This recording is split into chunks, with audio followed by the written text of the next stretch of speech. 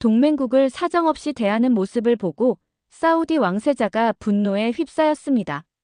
미국이 자신들의 진정한 친구들을 모욕했다는 이유에서였죠.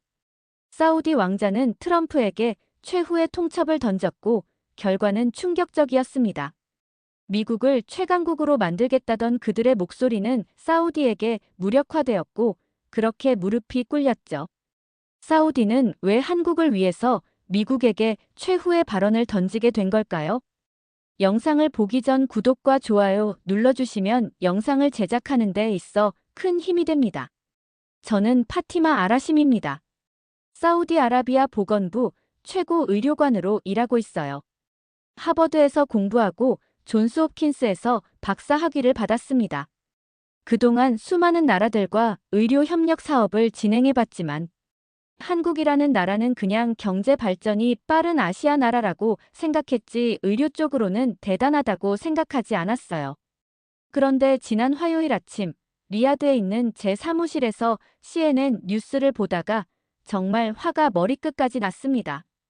조지아주에서 한국 의료진들이 쇠사슬에 묶여 구금됐다는 소식을 본 순간 말이에요. 화면에 나온 장면이 정말 충격적이었습니다. 김민준이라는 소아외과 전문의를 포함해서 5명이나 되는 의사들이 마치 흉악범처럼 수갑을 차고 있더라고요. 더 황당한 건 그들이 애틀랜타 어린이병원에서 아이들 수술을 하러 온 의료진이라는 사실이었습니다. 불법 체류자 단속 과정에서 체포됐다고 하는데 말이 안 되잖아요. 정식 초청을 받고 온 의사들을 왜 범죄자 취급을 하는 건지 이해할 수가 없었어요. 저는 바로 핸드폰을 집어들고 무함마드 왕자님께 직접 전화를 드렸습니다. 왕자님은 평소에도 의료 분야에 많은 관심을 가지고 계신 분이에요. 제 목소리만 들어도 무슨 일인지 바로 아시는 분이죠. 저는 그분께 상황을 설명하며 이렇게 말씀드렸습니다. 동맹국의 의료진을 범죄자 취급하는 게 도대체 말이 되느냐고. 이건 단순한 이민 단속 차원의 문제가 아니라 인도주의에 대한 정면 모독이라고 말이에요. 왕자님도 즉시 상황의 심각성을 파악하셨습니다. 그리고 저에게 이렇게 말씀하셨죠. 파티마, 당신 말이 완전히 옳다고. 이런 일은 절대 용납할 수 없는 일이라고요. 그 자리에서 바로 워싱턴에 특사를 보내기로 결정하셨고 외교부에도 즉시 연락을 취하셨습니다.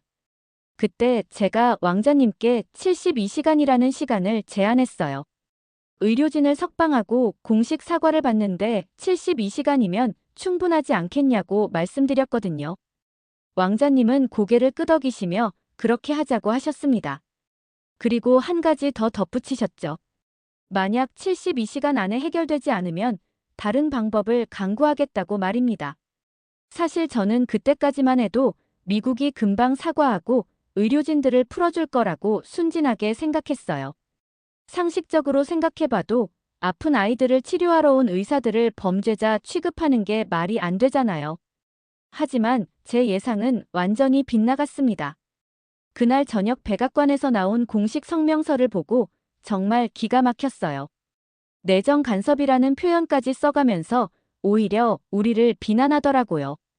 심지어 법 집행 과정에서 일어난 정당한 조치라고 주장하면서 한 발짝도 물러서지 않겠다는 태도를 보였습니다. 저는 그 순간 확신했어요. 이 문제는 그냥 단순히 끝나지 않을 거라고요. 다음 날 새벽, 저는 곧바로 애틀랜타로 향하는 전용기에 몸을 맡겼습니다. 직접 그 의료진들을 만나보고 싶었거든요.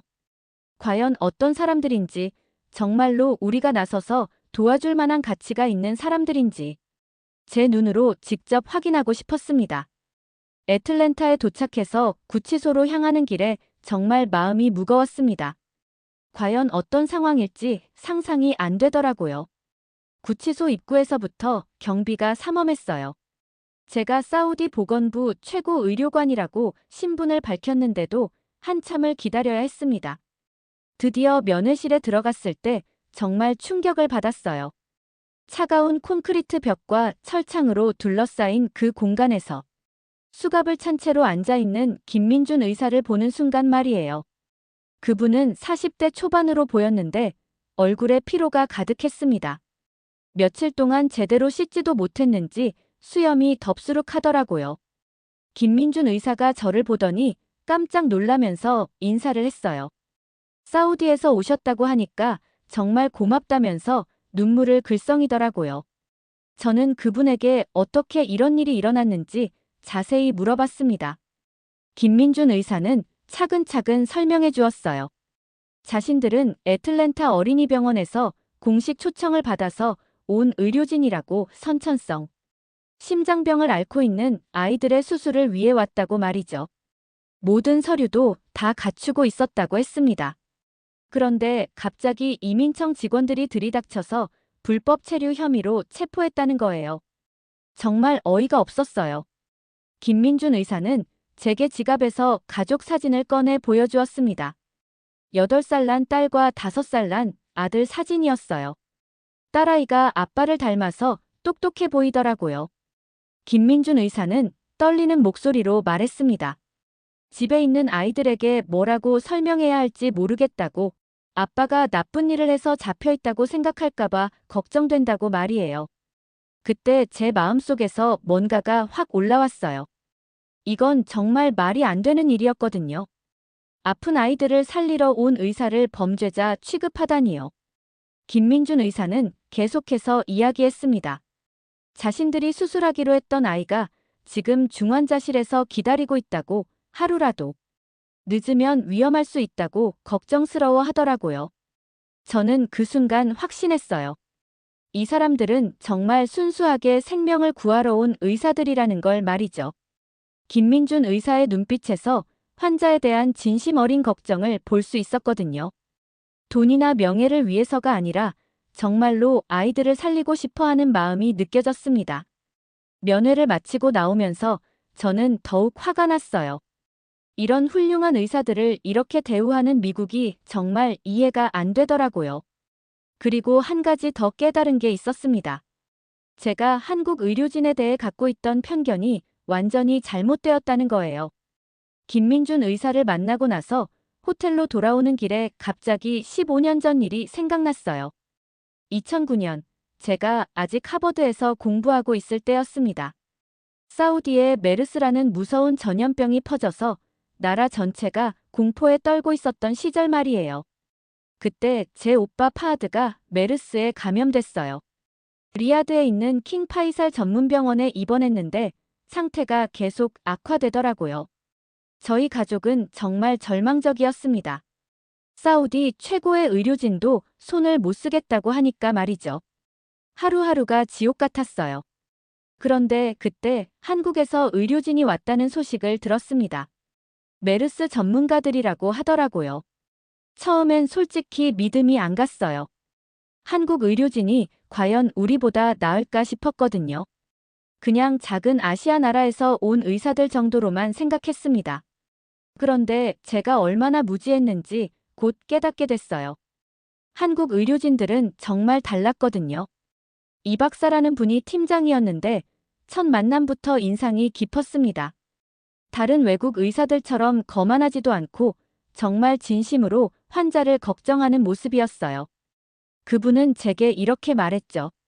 오빠를 꼭 살려내겠다고, 포기하지 말라고 말이에요. 한국 의료진들의 헌신적인 모습은 정말 감동적이었어요. 하루에 18시간씩 일하면서도 불평 한마디 없이 환자들을 돌봤습니다.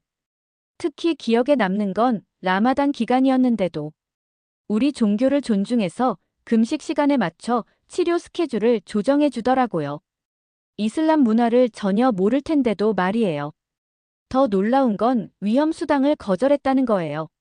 메르스는 의료진에게도 굉장히 위험한 병이거든요. 목숨을 걸고 치료하는 건데 말이에요.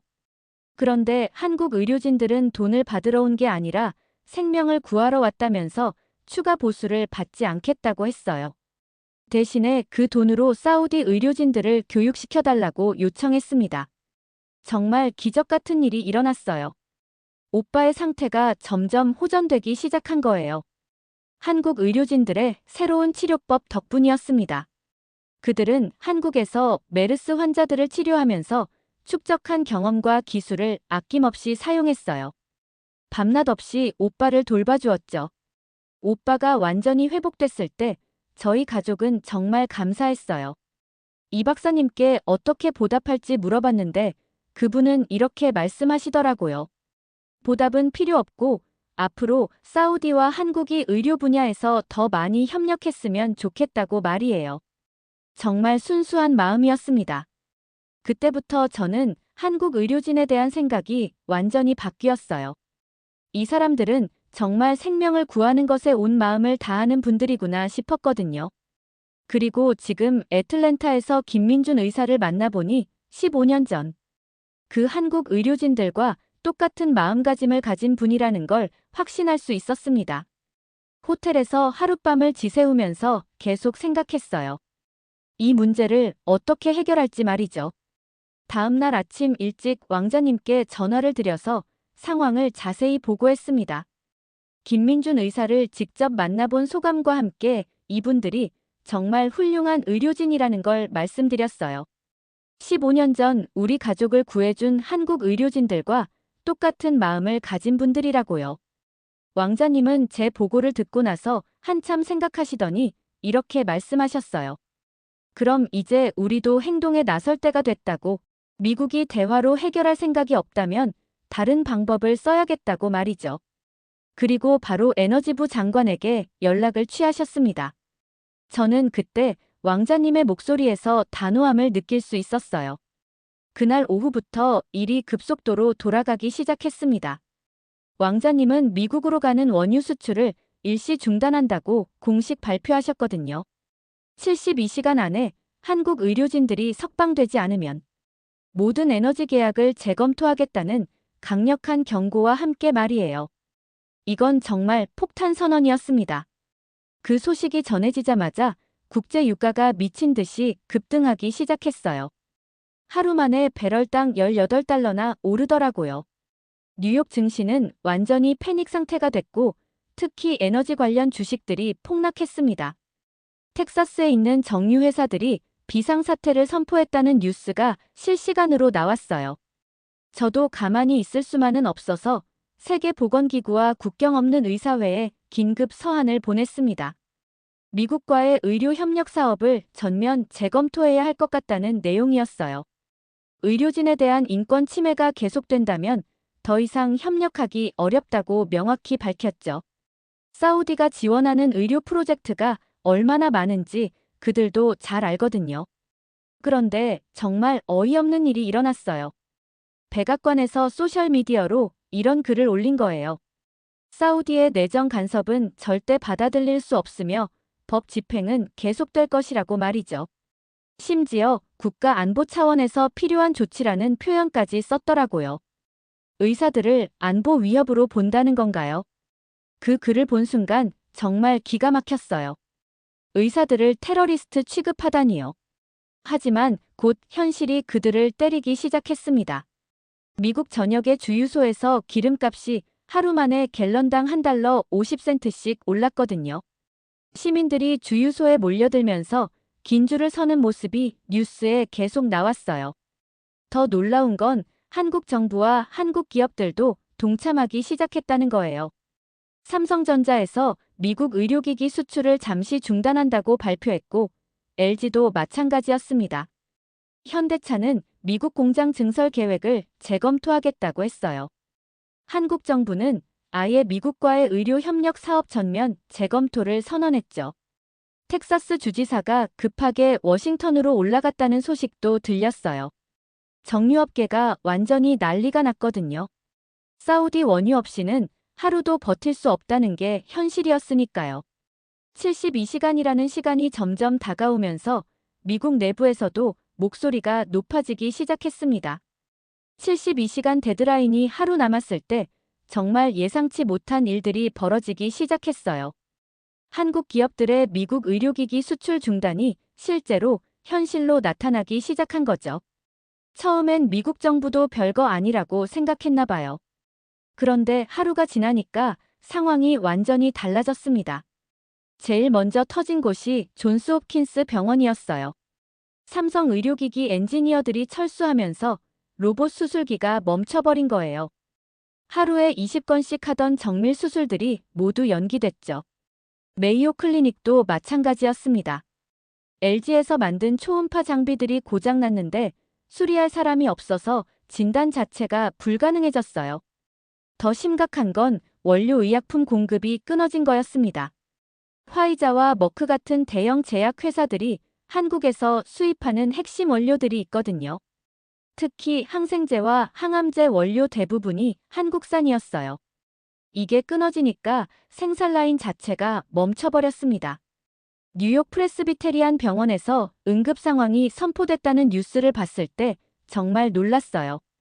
CT와 MRI 장비 절반이 고장난 채로 방치되고 있다는 거예요. 한국 기술자들 없이는 수리가 불가능하다고 하더라고요. 환자들이 다른 병원으로 이송되는 모습이 뉴스에 계속 나왔습니다. 제가 의료계에서 일하다 보니까 이런 상황이 얼마나 심각한지 잘 알 수 있었어요.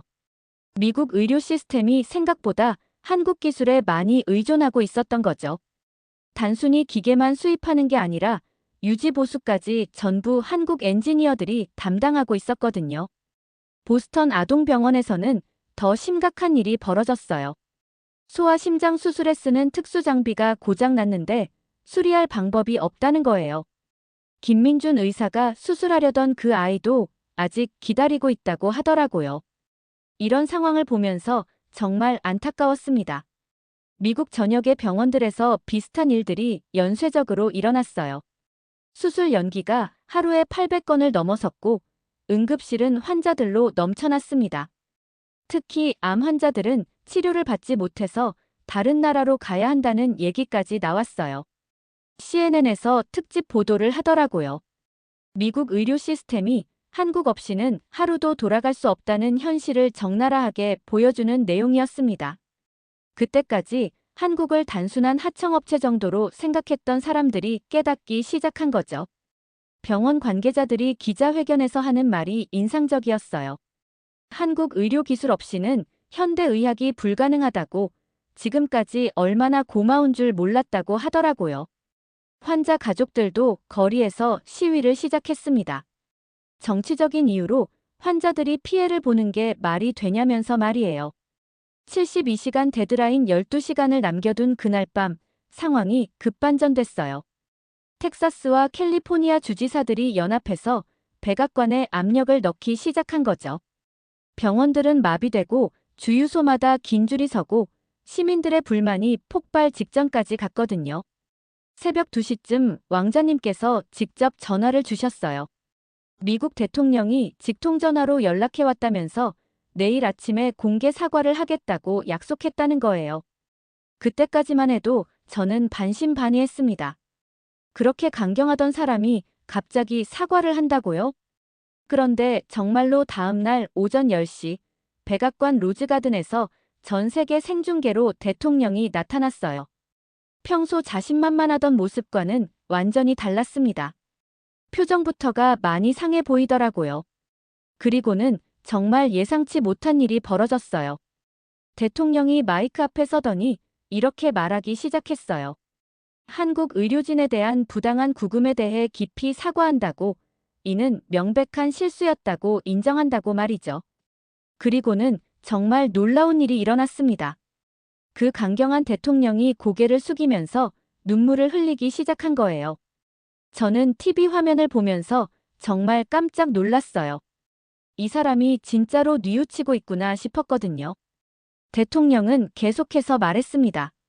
한국은 미국의 소중한 동맹국이며 특히 의료 분야에서 없어서는 안 될 파트너라고 말이에요.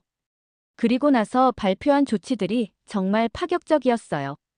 우선 한국 의료진들을 즉시 석방하고 공식 사과문을 전달하겠다고 했죠. 그뿐만 아니라 앞으로 한국 의료진들에게는 특별 의료비자를 신설해서 언제든지 미국에서 활동할 수 있도록 하겠다고 약속했습니다. 배상금도 엄청났어요. 구금으로 인한 정신적 피해와 명예훼손에 대해 의료진 한 명당 100만 달러씩 지급하겠다고 했거든요. 그리고 한국과의 의료 연구 파트너십에 매년 50억 달러를 투자하겠다고 발표했어요. 더 놀라운 건 법인세 혜택이었습니다. 미국에서 활동하는 한국 의료 기업들에게는 향후 10년간 법인세를 완전 면제해주겠다고 했어요.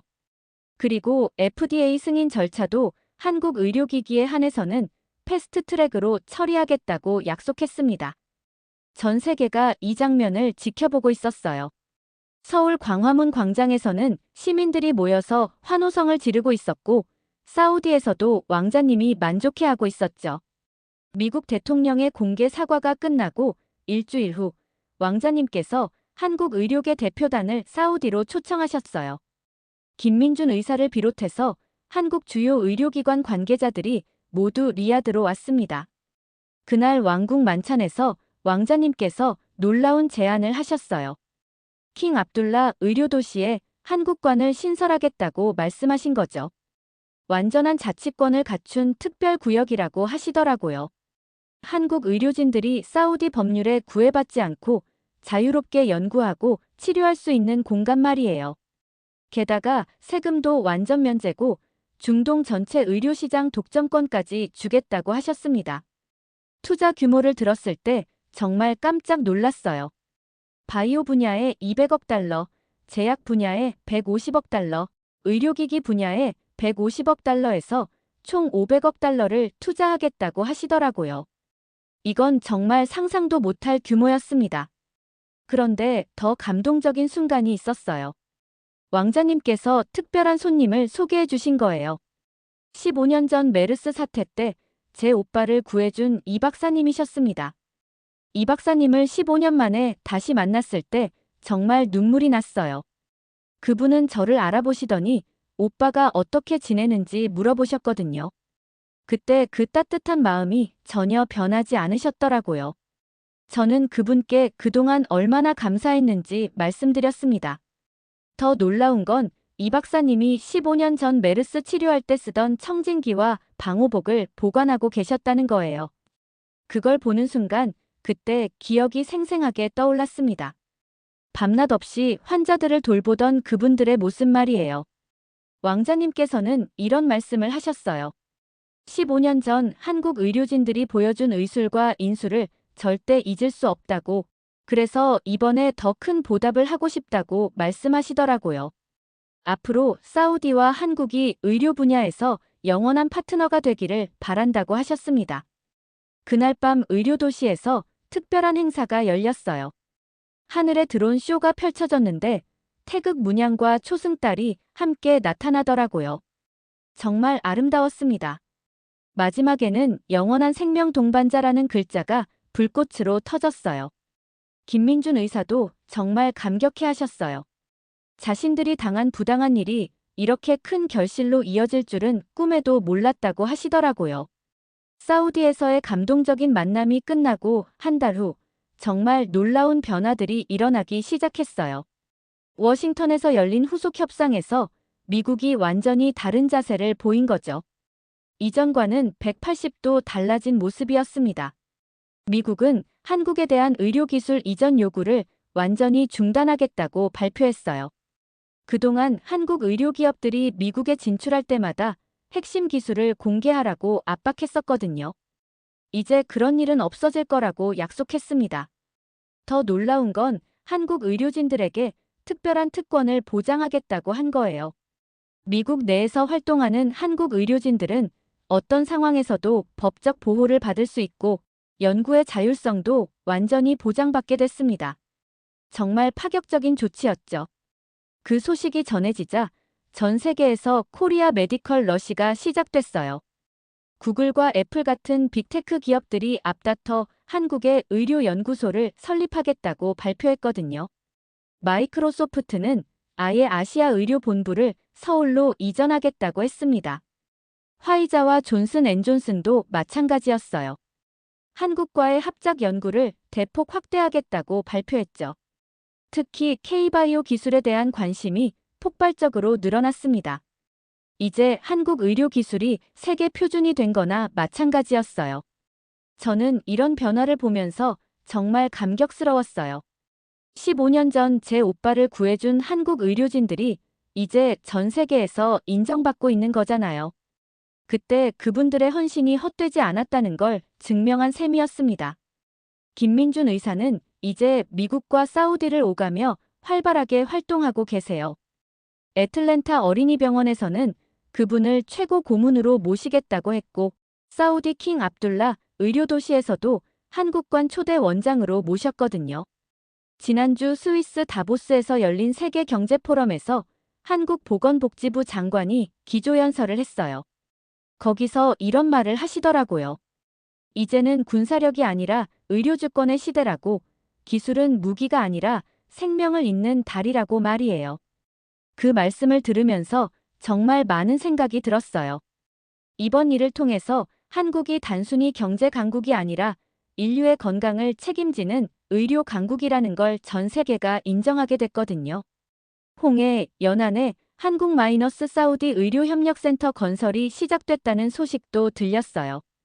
그곳에서 중동과 아프리카 전체의 의료진들이 한국 기술을 배우게 될 거라고 합니다. 정말 꿈 같은 일이 현실이 되고 있어요. 이번 사연은 여기까지입니다. 오늘 사연은 어떠셨나요? 오늘의 사연이 마음에 드셨다면 좋아요 한번 부탁드립니다. 여러분의 좋아요와 구독은 영상을 만드는데 큰 힘이 됩니다. 긴 영상 시청해주셔서 감사합니다. 오늘도 행복이 넘치는 하루 되세요.